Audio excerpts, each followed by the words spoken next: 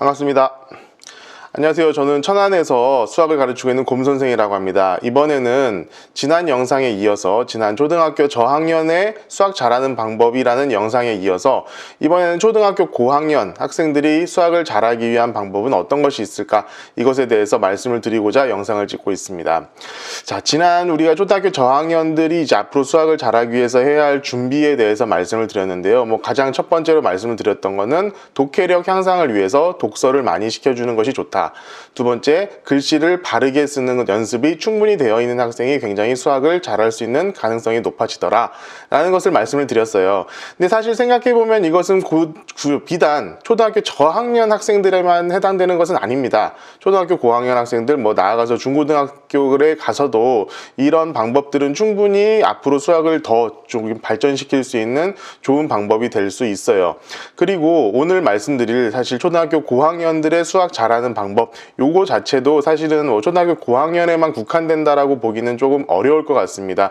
초등학교 고학년 뿐만 아니라 초등학교 저학년부터도 지금부터 말씀드리는 것들에 대해서 잘 숙지를 하고 열심히 이제 연습을 시켜주신다면은 앞으로 분명히 수학으로 큰 어려움을 겪지 않는 학생이 될 수 있을 거라고 저는 생각합니다.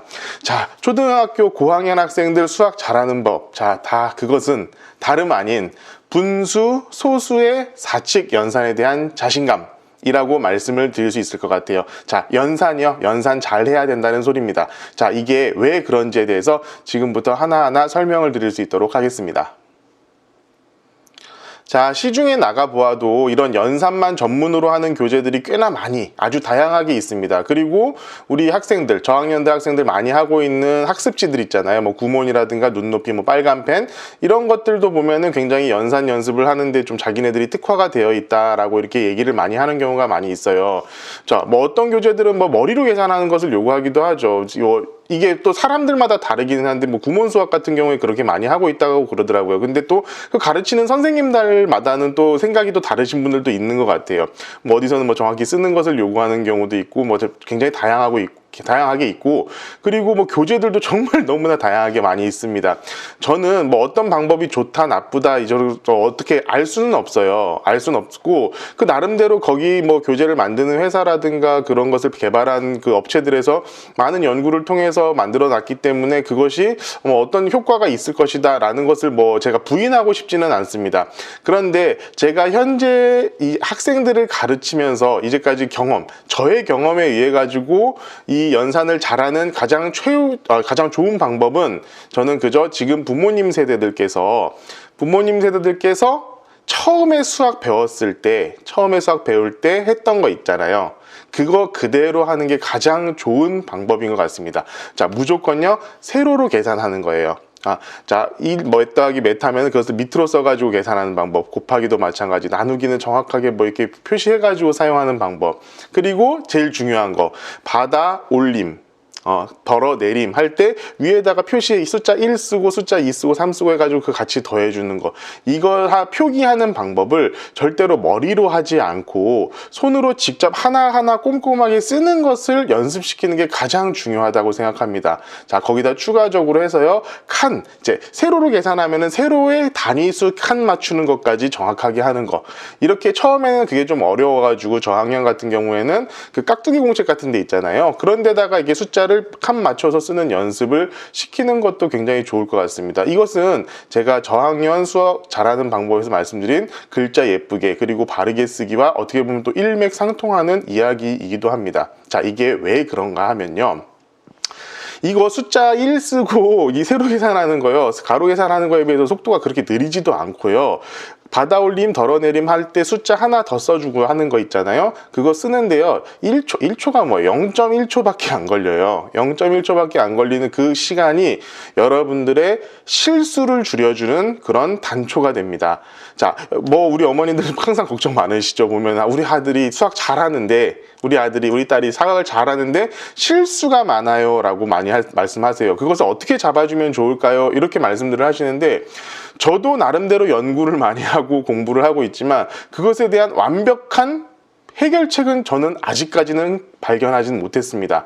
다만 그 실수를 줄이기 위한 여러 가지 자기 자신만의 노력이 필요하더라고요. 그 노력 중에 가장 기초적인 게 바로 이런 연산에서의 실수가 없게 하기 위한 받아 올리는 거나 덜어내리는 거, 이런 것들 정확하게 수식에다가 표기하는 겁니다. 저는 그것을요, 고등학생들한테도 그렇게 하고 있어요.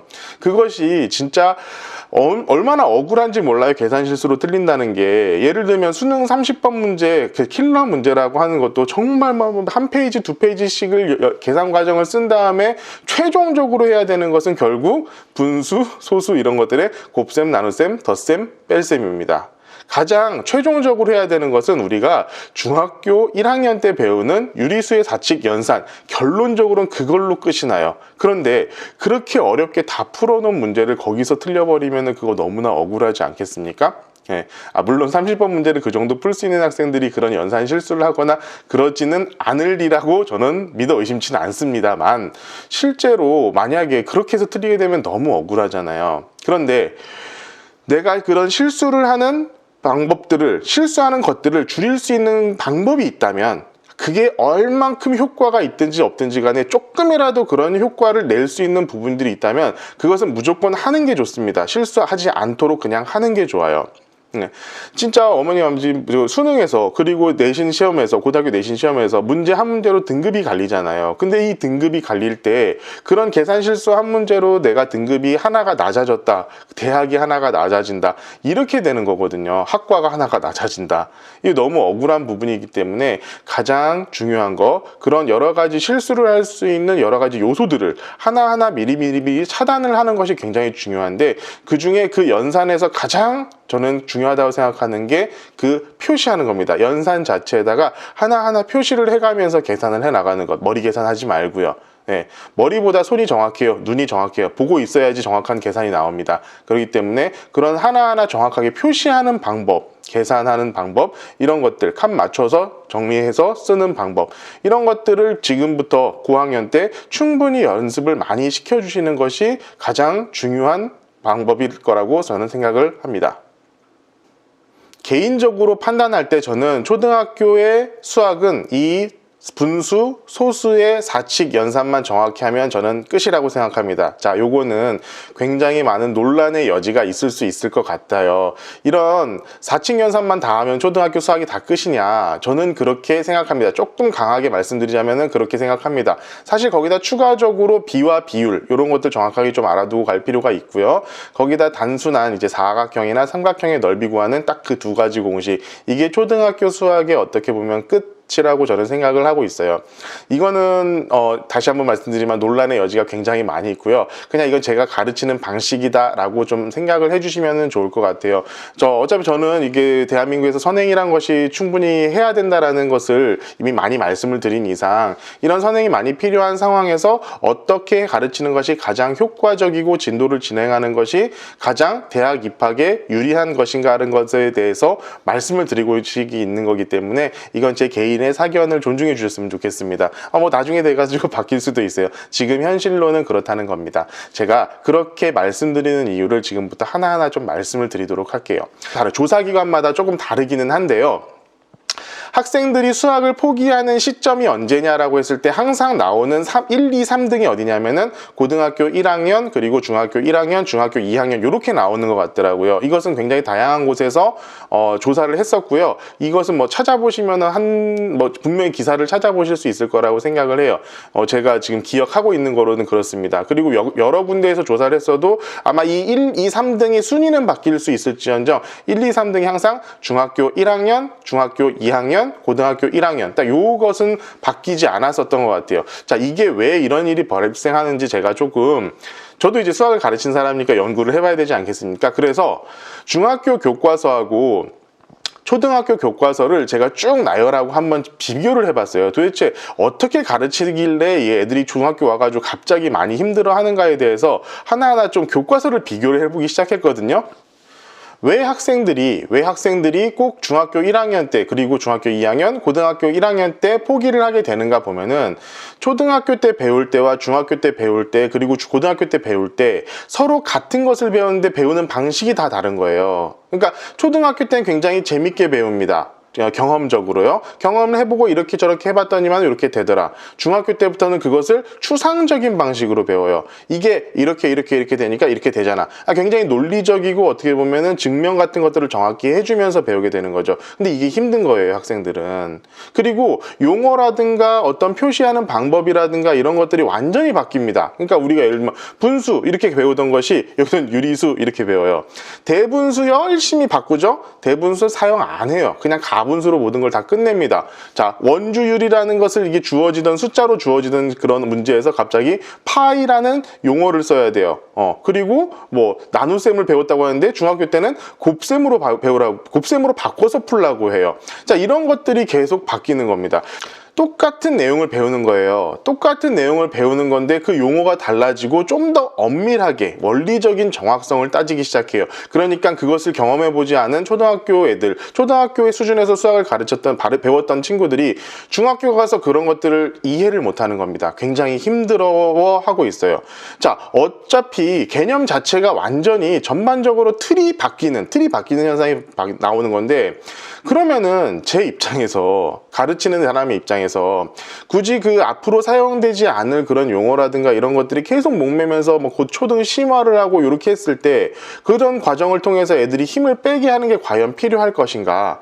저는 그렇게 생각하지는 않거든요. 바뀐 것에 빨리 적응을 하도록 하는 게 좋고, 중학교 1학년 1학기 때 배우는 게 어떻게 보면 앞으로 이제 수학의 모든 어떤 그 약속이라든가 기본적인 어떤 체계를 배우는 가장 중요한 시기가 되는데, 그 시기 때 사실 시간이 많이 모자라니까 그 시기를 굉장히 많이 늘리기 위해서는 최대한 빨리 선행을 하는 게 좋고, 그렇기 위해서는 초등학교 때는 기본적인 4층 연산만 정확하게 하고 나면은 그 다음으로 넘어와 가지고 그것을 그대로 활용을 할 수가 있게 된다라는 그런 장점이 있습니다. 자, 보세요.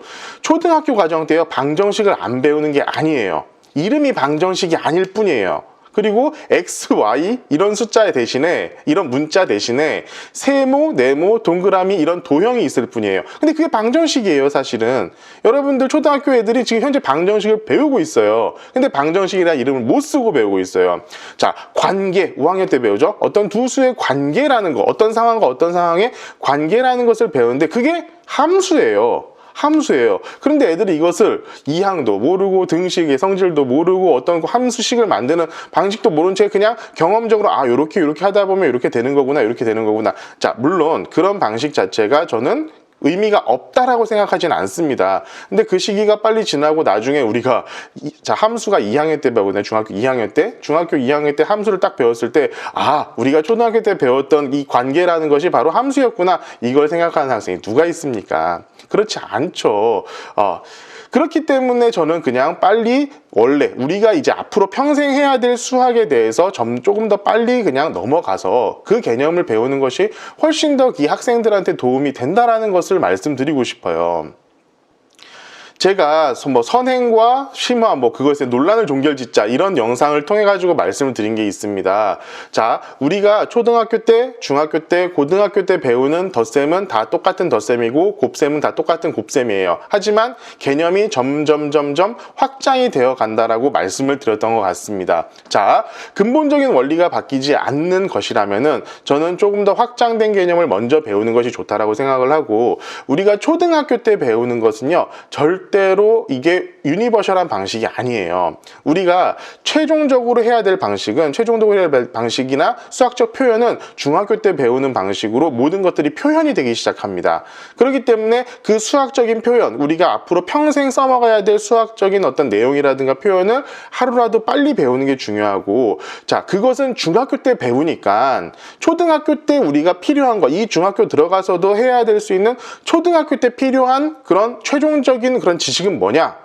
그건 바로 정확한 4층 연산. 자, 제가 말씀드립니다. 정확하게 해야 되고요. 그리고 자신감 있게 해야 됩니다. 이 정확하고 자신감 있는 것들은 충분한 훈련을 통해서만 이루어질 수 있고요. 그런 것만 정확히 되어 있다라고 한다면은요, 하루라도 빨리 중학교 과정으로 넘어가서 앞으로 더 큰 수학을 연습하는 것이 훨씬 더 도움이 많이 될 거라고 저는 자신감 있게 말씀을 드릴 수 있어요. 자, 제가 방법도 말씀을 드렸던 것 같습니다. 우리 부모님 세대가 배웠었던 그런 연산 방법 그대로 하는 게 가장 좋은 방법인 것 같아요. 그냥 꼼꼼하게 하나하나 계산하는 거. 그게 나중 되면요, 정확하게 이제 시간이 점점 빨라져요. 그건 이제 학생들이 조절을 해줄 수가 있을 것 같아요.